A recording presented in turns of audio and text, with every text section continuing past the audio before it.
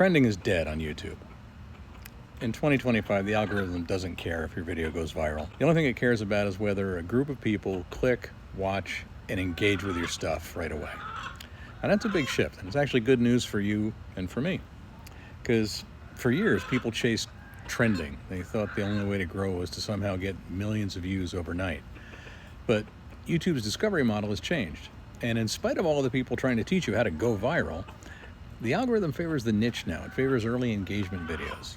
That means if your video gets 50, 100, 200 people to watch, comment, and stick around in that first day or so, YouTube's going to push it out. Same with the other platforms. They're all doing this. And it's not about reaching everybody. It's about reaching the right people quickly. So if you're like I am, you're not a 20-something chasing viral fame, you're not an influencer, this is great news. You can build a channel around your niche. Now, for me, that's guys over 50 who are staring down the barrel of retirement, and they found out they're short on savings. They're missing a comma in their portfolio. There might be another group that you want to serve yourself.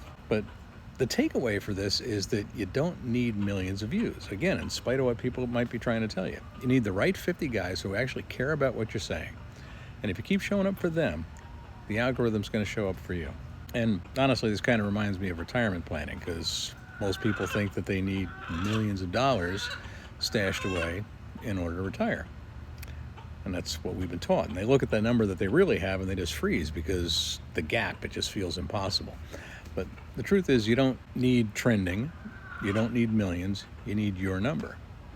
And I've got a calculator over on my website that'll help you figure out where you are, where your situation is at compared to how much you might need by the time you retire. Figures out where the gap is, how much of your gap you got, or are you in great shape? Either way, I've got the calculator over on the webpage, links in my bio, or if this is on YouTube, I'll put a link in the description.